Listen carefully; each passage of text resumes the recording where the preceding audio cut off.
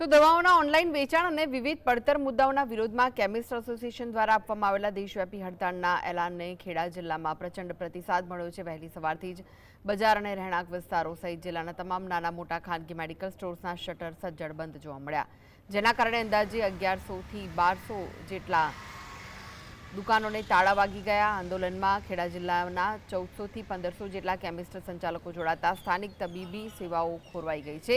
જો કે કટોકટીના સમયે દર્દીઓને ભારે હાલાકી ન ભોગવવી પડે તે માટે વૈકલ્પિક વ્યવસ્થાના ભાગરૂપે જન ઔષધિ કેન્દ્રો અને સરકારી હોસ્પિટલોમાં દવાઓનો પૂરતો સ્ટોક ઉપલબ્ધ રાખવામાં આવ્યો છે।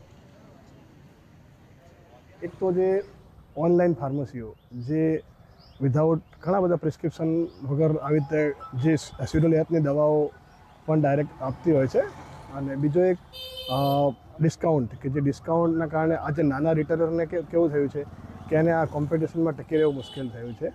તો મેઇન મુદ્દા તો આ બે જ છે। ભારતમાં જે સળગતો મુદ્દો છે એ કેમિસ્ટ અને ડ્રગિસ્ટનો છે। આજે 13 લાખ જેટલા કેમિસ્ટ અને ડ્રગિસ્ટોએ વ્યથા ઠાલવી અને દુકાનો બંધ કરી છે। તમને દ્રશ્ય બતાવવા પ્રયત્ન કરીશ કે ખેડાની અંદર લગભગ 1200 જેટલી દુકાનો બંધ કરવામાં આવી છે।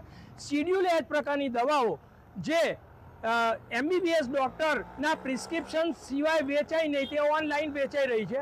તેમજ જે રિટેલ કાઉન્ટરો છે તેમને 10% એ ગ્રાહકને વળતર આપે છે, તેને બદલે ઓનલાઈન જે વિક્રેતાઓ છે તે લગભગ 25% જેટલું એમને એ આપી રહી છે।